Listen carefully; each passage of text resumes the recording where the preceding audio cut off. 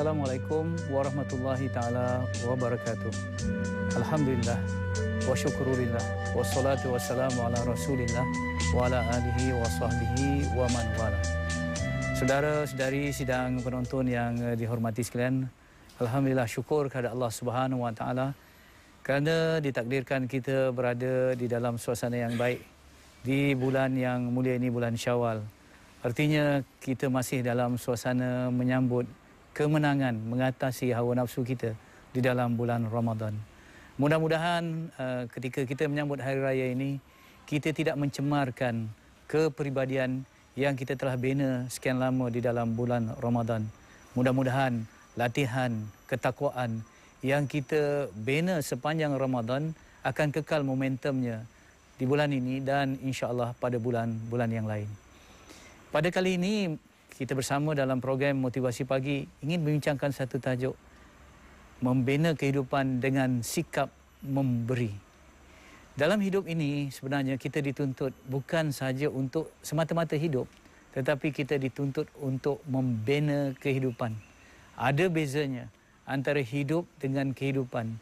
Kalau dalam bahasa Inggerisnya ada bezanya antara living and life. Ya? Yang dikatakan hidup ialah apabila kita dapat membina apa yang kita ingin pakai, apa yang kita ingin makan, minum, kenderaan dan rumah kita. Itu yang kita katakan hidup. Tetapi kehidupan suatu perkara yang lebih tinggi daripada sekedar hidup. Bukan hanya untuk makan, minum, bukan untuk pakaian, kenderaan, untuk rumah.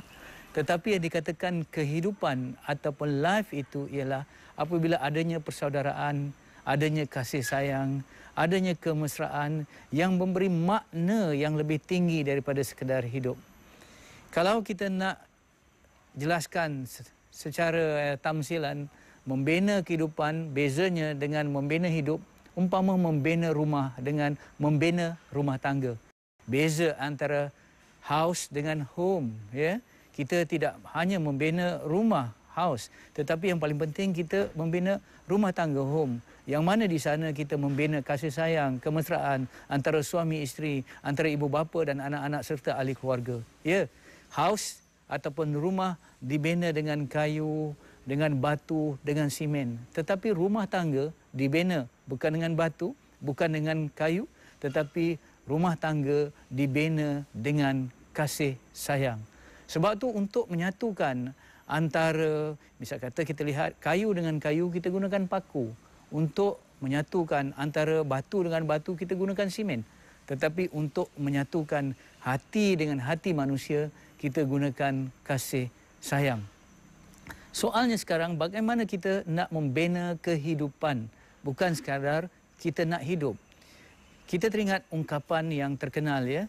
Kita hidup dengan apa yang kita dapat. Kita hidup dengan apa yang kita dapat.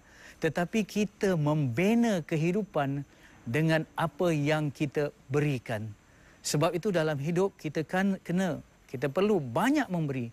Kerana dengan memberi, barulah kita membina kehidupan.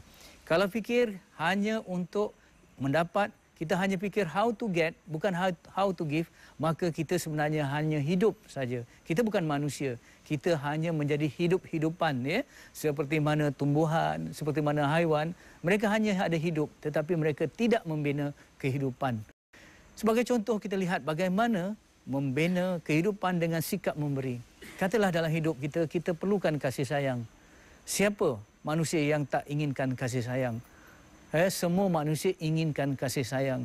Kedagahan manusia, kehausan manusia untuk mendapat kasih sayang berada di paras yang sangat tinggi. Manusia nak dihargai dan sebagainya.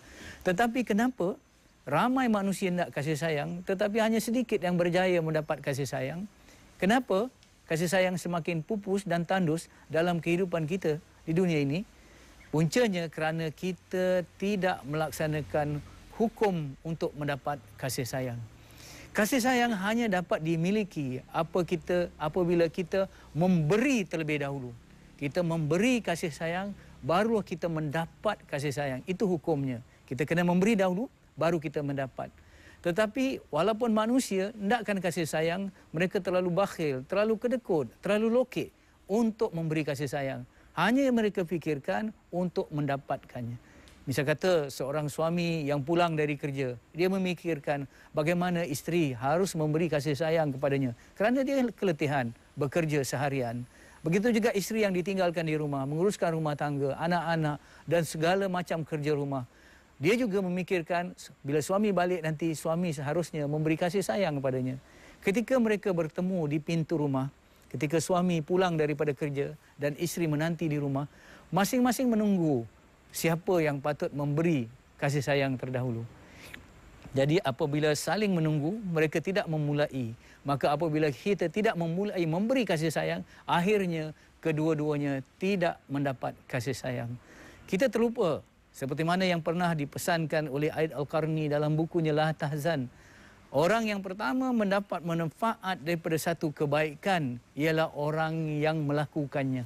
Artinya, kalau kita berdepan dengan suami isteri, berdepan di rumah tangga, di depan rumah, di depan pintu rumah, isteri yang pulang daripada kerja, isteri yang menanti di rumah, hendaklah dalam Islam apabila bertemu saja kita dahulukan untuk memberi salam. Memberi salam ini satu kebaikan. Memberi salam ini membina kasih sayang. Memberi salam artinya kita ada sikap memberi doa kepada orang lain. Dan hanya apabila kita memberi salam, iaitu memberi doa, insya-Allah kita akan mendapat kasih sayang itu semula. Dan orang yang paling mendapat manfaat, yang pertama mendapat manfaat daripada kasih sayang diberikan, daripada salam yang diberikan, bukan orang yang dituju akan salam itu, tetapi orang yang memberi salam itu. Orang itu akan mendapat manfaatnya terlebih dahulu. Seperti mana yang dikatakan oleh Aid Al-Qarni. Ingat ya, tangan yang menghulur bunga mawar, pasti tangan itu berbau harum. Ketika kita memberi kebaikan kepada orang lain, sebelum orang lain itu merasai kebaikan yang kita berikan untuk mereka, tetapi kebaikan itu akan mewarnai, akan dirasai oleh hidup kita sendiri. InsyaAllah ceriakan hidup kita dengan sikap memberi, kerana sikap memberi akan menyebabkan kita menerima lebih banyak. What you give, you get back. Apabila kita banyak memberi, insya-Allah kita akan banyak menerima. Ikuti perbincangan selepas ini tentang bagaimana kita membina kehidupan dengan sikap memberi, insya-Allah. Syukur kepada Allah Subhanahu Wa Taala kerana kita diizinkan terus berada di dalam kebaikan. Mudah-mudahan ilmu yang kita dapat, input yang kita dapat melalui program motivasi pagi ini akan menyinari pagi kita dan hari kita dengan wajah-wajah keceriaan. Yang mana kalau kita gembira, insya-Allah kita boleh memberi kegembiraan kepada orang lain. Mengikut kajian pakar-pakar tentang manusia, antara sifat-sifat ataupun antara formula orang yang berjaya, yang pertama, orang yang berjaya mempunyai visi misi hidup yang tepat dan jelas.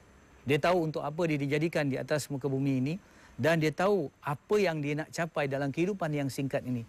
Visi misi hidupnya tepat dan jelas. Yang kedua, orang yang berjaya ialah orang yang membangun potensi dirinya ke tahap yang sangat maksimum. Ingat perbincangan kita yang dahulu bahawa Allah Subhanahu Wa Taala tidak menciptakan manusia bodoh. Tuhan hanya menciptakan manusia dengan kebijaksanaan yang berbeza. Jadi, kenali kebijaksanaan kita dan insya-Allah manfaatkan potensi kebijaksanaan kita ke tahap yang maksimum. Dan yang ketiga, kata ahli-ahli psikologi lagi, ialah ciri orang yang berjaya atau formula kejayaan ialah apabila kita memberi kebaikan kepada orang lain. Sebab itu, kalau kita nak berjaya secara biasa-biasa, beri kejayaan kepada diri kita sendiri. Tetapi sekiranya kita ingin berjaya secara luar biasa, hendaklah kita membawa orang lain berjaya bersama kita. Di dalam perniagaan selalu kita terdengar ungkapan korporat-korporat yang berjaya mengatakan bahawa yang menjadi dorongan mereka, ini korporat yang Islamik, ya, orang yang berpegang kepada jiwa Islam. Apa motivasi mereka berniaga pada awalnya? Dia kata motivasi ataupun dorongan ataupun niat saya berniaga pada awalnya, saya masuk dalam bidang perniagaan supaya saya boleh mengeluarkan zakat perniagaan. Artinya mindset mereka daripada awal-awal lagi ialah apabila mereka berniaga, bukan mereka fikir how to get, tetapi mereka fikir how to give, bagaimana untuk memberi zakat.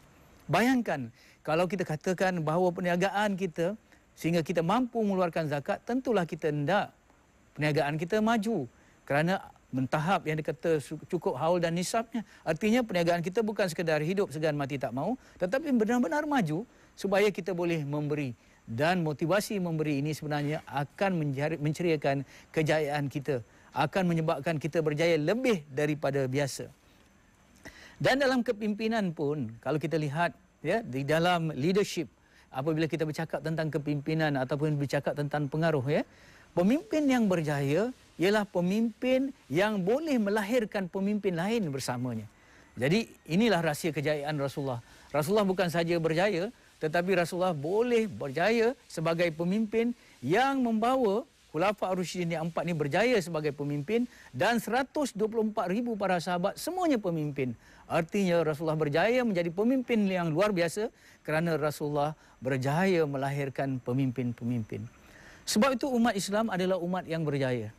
Dan untuk itu umat Islam adalah umat yang memberi. Kita lihat kedatangan Rasulullah, diutuskan Rasulullah, wa ma arsalnaka illa rahmatan lil alamin, ya.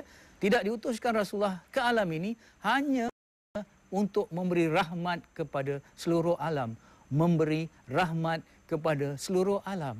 Dan apa yang dikatakan oleh Rasulullah tentang orang mukmin yang baik, orang mukmin yang paling unggul, khairun nas anfa'uhu linnas. Orang yang manusia yang paling baik ialah manusia yang memberi kebaikan kepada orang lain. Sebab itu tak sunyi, ya, semua ibadah-ibadah di dalam Islam adalah untuk memberi. Dalam solat kita memberi doa kepada orang soleh, kita memberi doa kepada sahabat-sahabat saudara muslim yang lain. Di dalam bulan puasa yang baru kita laksanakan, dalam bulan puasa kita dituntut bersedekah untuk memberi kesenangan kepada fakir miskin, artinya memberi. Dalam zakat kita memberi. Apabila bertemu seorang Islam dengan seorang Islam yang lain, kita dituntut untuk memberi salam. Artinya hidup orang Islam adalah hidup untuk memberi.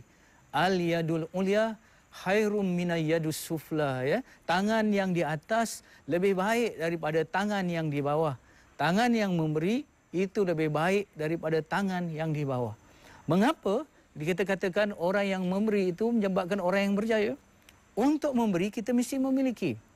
Kita tidak akan dapat memiliki kalau kita tidak dapat memberi selagi kita tidak memiliki. Tentulah kita ada sesuatu untuk kita berikan. Dan untuk kita memiliki, kita kena mencari. Jadi dalam rezeki, sama ada bentuk ilmu, sama ada dalam bentuk harta, sama ada dalam bentuk tenaga. 3M ini penting. Yang pertama, kita mencari. Yang kedua, kita memiliki. Dan yang ketiga, kita memberi. Mencari, memiliki dan memberi menyebabkan hidup seorang Islam sangat dinamik, sangat produktif. Dan insya-Allah apabila kita jadikan prinsip hidup kita untuk memberi, sebenarnya kita akan mewarisi ketenangan, kejayaan dan kebahagiaan dalam hidup. Baik, kita lihat bagaimana Allah Subhanahu Wa Taala, Tuhan yang kita sembah, Tuhan yang menjadi fokus kepada ketaatan, seluruh ketaatan kita kepada Allah. Antara nama Allah ialah Al-Wahhab, artinya Allah Maha Memberi. Bila kita telusuri bagaimana Allah Subhanahu Wa Taala memberi kepada makhluk, ya, yang pertama Allah memberi tanpa diminta. Kita tak minta daripada Allah tetapi Allah berikan. Contohnya, apakah kita pada pagi ini kita meminta untuk oksigen bagi kita bernafas? Apakah kita minta cahaya matahari untuk menyinari kehidupan kita? Apakah kita minta segala-galanya yang dalam hidup ini yang untuk kita bernafas, untuk kita tegak berdiri di bumi Allah hari ini, semuanya yang kita minta? Tidak. Kita tidak minta oksigen, kita tidak minta cahaya matahari pada pagi ini, tetapi Allah berikan. Jadi Allah berikan kita sesuatu yang tidak kita minta. Yang kedua, Allah Subhanahu Wa Taala memberi kita berulang-ulang dan berterusan. Allah tidak memberi sekali kemudian berhenti, tetapi Allah berikan kita berterusan, berulang-ulang. Bayangkan sejak kita dilahirkan sampailah saat kita ini, saat ketika ini, berapa banyak yang telah Allah berikan kepada kita. Dalam Al-Quran, Allah Subhanahu Wa Taala menegaskan bahawa untuk kita membilang nikmat-nikmat Allah, kita tidak akan terhitung. Kalau nak menghitung nikmat Allah ini pun kita tidak mungkin, maka apatah lagi untuk kita membalasnya. Saudara-saudari yang dikasihi sekalian, Allah Subhanahu Wa Taala memberi sesuatu yang baik untuk mendapat kebaikan. Jadi mudah-mudahan dalam hidup kita ini apabila kita kenang Allah Subhanahu Wa Taala memberi dan Allah berikan segala-galanya yang banyak untuk kita, maka tujuan Allah memberi dalam kehidupan kita supaya kita boleh memberi kepada yang lain. Ingat, kita hanya menjadi saluran kepada orang lain untuk mendapat nikmat. Dan insya-Allah apabila kita memberi nikmat yang ada pada kita, nikmat itu bukan kehabisan, nikmat itu bukan ketandusan, malah akan bertambah subur. Insya-Allah mudah-mudahan kita dapat bincang lagi tentang memberi selepas ini. Kita telah ketahui sebelum ini bahawa untuk kita berjaya dalam hidup ini, kita kena memberi. Kata kita membina kehidupan dengan apa yang kita berikan. Kita membina persaudaraan, kasih sayang, kemesraan dengan apa yang kita berikan. Tetapi sedikit sangat orang yang mampu memberi, yang ingin memberi. Kerana mereka mengatakan bahawa apabila kita memberi, tentulah mengurangkan apa yang ada pada kita. Saudara-saudari yang dikasihi sekalian, memberi tidak ditentukan sejauh mana, sebanyak mana yang kita ada ataupun kita tidak ada. Memberi itu satu sikap, satu akhlak. Dia bukan ditentukan oleh apa yang kita miliki. Dalam hadis ya, dalam apa yang kita dengar ya, yang kita baca bahawa Allah Subhanahu Wa Taala sayang kepada orang kaya yang pemurah, tetapi Allah lebih sayang kepada orang miskin yang pemurah. Jadi bayangkan, orang miskin boleh memberi dan orang miskin dapat melaksanakan yang dikatakan membina kehidupan yang mana mereka akan dapat ketenangan dan kejayaan. Ya, jangan sempitkan pengertian rezeki. Kalau kita sempitkan pengertian rezeki, tentulah kita merasakan bahawa kita tidak ada apa-apa untuk diberikan. Rezeki itu kita fikirkan, kita sinonimkan dengan wang. Maka bila tidak ada wang, tak ada rezeki, maka apalah yang kita nak berikan? Sebenarnya untuk kita mendapat rezeki yang banyak, luaskan pengertian kita tentang rezeki. Ya, kita katakan rezeki itu bukan saja wang, rezeki itu tenaga, rezeki itu kesihatan, rezeki itu apabila kita dapat ilmu, rezeki itu apa saja yang ada kita miliki sekarang ini. Ya, apabila kita meluaskan pengertian kita tentang rezeki, rezeki kita menjadi banyak. Dan apabila kita banyak rezeki, kita boleh memberi. Mungkin kita tidak boleh memberi keuangan, duit, tetapi kita boleh memberi tenaga. Mungkin tenaga kita tak dapat memberi, tetapi kita boleh memberi senyuman. Kalau kita tak boleh memberi senyuman, sekurang-kurangnya kita mesti mampu untuk memberi walaupun sekadar doa. Ingat, memberi bukan soal ada atau tiada, tetapi memberi adalah soal sikap yang ada di dalam hati kita. Mengapa kita tak mau memberi? Antara sebab yang lain ialah ada orang yang tak pandai berterima kasih. Kita marah, kita geram, kita rasa tak patut orang tidak mengenang budi. Kita berikan dia, kita tolong dia dengan tenaga kita, dengan wang kita, tetapi dia tidak pandai berterima kasih. Maka waktu itu kita berhenti memberi. Tak sudi lagi kita memberi kerana kita tidak dihargai ataupun tidak diucapkan terima kasih. Saudara-saudari yang dikasihi sekalian, kalau kita mengharapkan ucapan terima kasih pada setiap budi yang kita berikan, nescaya kita akan menjadi orang yang sakit jiwa. Kerana umumnya manusia di dunia ini tidak pandai berterima kasih. Ini yang ditulis oleh Dale Carnegie dalam bukunya Stop Worrying and Start Living. Ya. Umumnya manusia tidak pandai berterima kasih. Kalau kita memberi kebaikan, bersiap sedia untuk kita tidak diucapkan, tidak diberi penghargaan, tidak diberi pujian. Tetapi apakah kerana itu kita berhenti memberi? Sekiranya apabila ada orang tidak pandai berterima kasih dan kita memberhentikan pemberian kita, hanya kita tidak dikenang budi kita, maka kita sebenarnya orang yang ego. Kenapa saya kata begitu? Kenapa ego dikaitkan dengan orang yang tak suka memberi? Cuba kita lihat Allah Subhanahu Wa Taala. Bayangkan Allah Subhanahu Wa Taala, zat ataupun Tuhan yang Maha Pemurah lagi Maha Mengasihi. Setiap masa Allah memberi suatu yang baik, suatu yang berterusan tanpa diminta. Tetapi Allah Subhanahu Wa Taala menegaskan di dalam Al-Quran, wa qalilum min ibadiyasy syakur, dan sedikit sekali daripada hamba-Ku yang bersyukur. Artinya bersyukur ni berterima kasih kepada Tuhan. Tuhan memberi dengan banyak, tetapi ramai manusia yang tidak pandai bersyukur. Sedikit sekali hamba yang bersyukur. Tetapi apakah Allah berhenti memberi? Tidak. kepada orang yang derhaka, kepada orang yang taat, kepada orang yang kafir, kepada orang yang Islam. Allah terus memberi cahaya matahari, Allah terus memberi oksigen, Allah terus memberi walaupun majoriti manusia tidak pandai berterima kasih. Justru siapakah kita yang hanya memberi sedikit tetapi kita mengharapkan terima kasih yang banyak, sedangkan Allah memberi yang banyak hanya mendapat ucapan kesyukuran dengan sedikit. Tetapi Allah Subhanahu wa taala begitu pemurah, ya, begitu agung Allah Subhanahu wa taala, tetapi terus memberi walaupun tidak mendapat ucapan kesyukuran dari hamba-Nya. Jadi marilah sama-sama kita merasakan bahawa kita ingin memberi walaupun tidak diucapkan terima kasih, kerana pemberian kita sebenarnya bukan saja memberi ketenangan dan kebahagiaan kepada orang yang kita berikan, tetapi sebenarnya kita sendiri yang akan mendapat kebaikan itu. Ingat, memberi kepada orang lain bererti memberi kepada diri sendiri. Akhirnya, kenapa ada orang yang tidak mau memberi? Mereka rasa apabila kita memberi, kita akan mengurangkan. Kalau kita ada RM10, ada orang yang susah minta bantuan pada kita bagikan RM5. Simple calculation, ya, perkiraan atau congak yang mudah. Kalau kita ada RM10, kita gunakan RM5 untuk bantu orang lain, 10 tolak 5, kita tinggal RM5. Artinya, wang kita di poket, di pers kita ataupun dalam dompet kita susut RM5 setelah kita berikan. Itu pandangan biasa. Tetapi apabila dilihat dengan pandangan mata hati, yang kita ukur daripada syariat, yang kita ukur daripada kehendak Allah, memberi tidak pernah mengurangkan.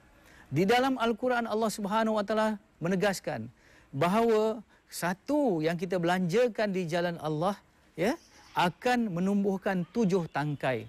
Satu tangkai itu akan berbuah, akan menumbuhkan buah sebanyak 100. Artinya 7 tangkai, 7 kali 100, 700. Artinya satu yang kita berikan kepada Allah di jalan Allah, maka Allah Subhanahu wa taala gandakan 700 kali. Artinya memberi tidak akan mengurangkan kepada kita. Bahkan memberi akan menambah. Bukan menambah dari segi apa yang kita nampak dari segi mata, tetapi mungkin sedikit yang kita berikan dalam bentuk wang ringgit, Allah balas kepada kita dengan bentuk keberkatan. Bila bercakap soal rezeki, bukan soal banyak atau sikit, tetapi apakah rezeki itu berkat atau tidak. Rezeki yang berkat sedikitnya cukup, banyaknya boleh diagihkan. Tetapi kalau kita lokek, kita bahil, kita akan dapat rezeki yang tidak berkat. Sikitnya tidak cukup, banyaknya akan menyebabkan kita tidak pernah puas. Makin kita minum, macam air laut, makin kita minum, makin menambah haus. Saya teringat apa yang dikatakan oleh Saidina Ali.